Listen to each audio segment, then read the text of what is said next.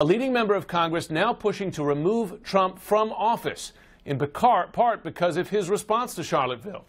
Democratic Congresswoman Jackie Speier becoming the first member of Congress to say that Trump should be removed through a never-before-invoked section of the 25th Amendment. It lets the vice president and a majority of the cabinet declare him, quote, unable to discharge the powers and duties of his office. She recently tweeted, quote, POTUS is showing signs of erratic behavior and mental instability that place the country in grave danger. Time to invoke the 25th Amendment. And Congresswoman Speier is joining me now. Thanks very much for taking the time to join us. Thank you, Jim.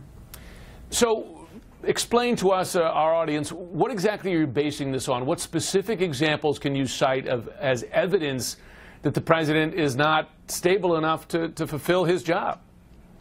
Well, there's actually a growing mountain of evidence that the president has been very erratic, has shown a mental instability.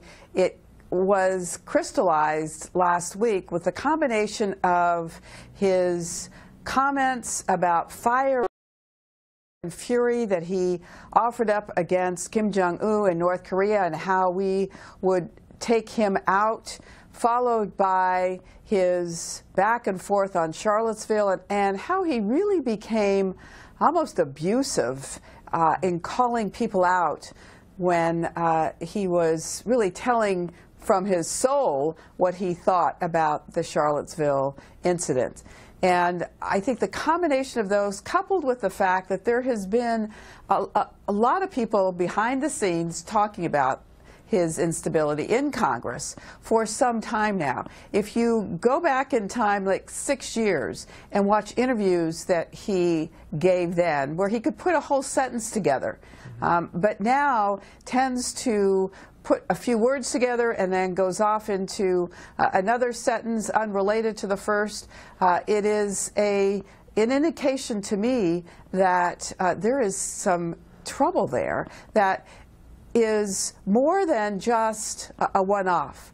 And I'm concerned for the American people. I'm concerned about him having his finger on the button that could send nuclear warheads around the world. But let me ask you this, because some of this can be attributed to perhaps a distasteful personality or a style that some would find distasteful, but the standard of mental instability or an incapacity to carry out the duties of office, that's quite a high standard to meet.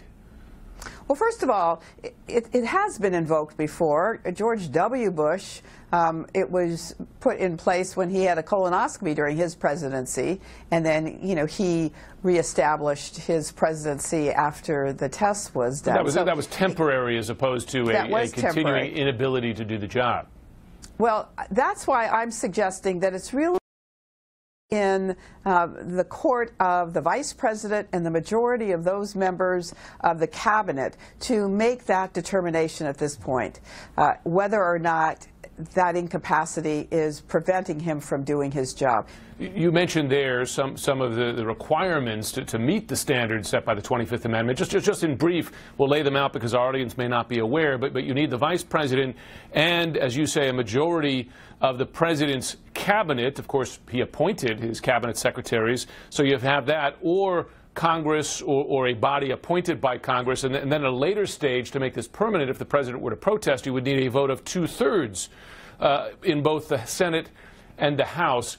You have a Republican vice president, of course, in Mike Pence, who's been very supportive of the president throughout. That the president would have appointed his cabinet secretaries, so folks that he picked for the job, and you still have a majority in both the Senate and the House.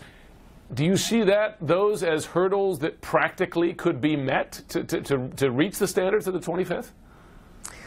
I think that the ball is in the court of the vice president and the members of the cabinet. Clearly, the Congress is not going to move on the 25th Amendment or impeachment. The numbers aren't there. And meanwhile, we are hearing members on both sides of the aisle talking with great consternation about the instability of the President of the United States. At some point, we've got to stop whispering about this and talking about it in terms that we can all understand. I mean, if the emperor has no clothes, then it's time for not just the child to speak up. It's time for members of Congress who serve on behalf of the American people to speak up.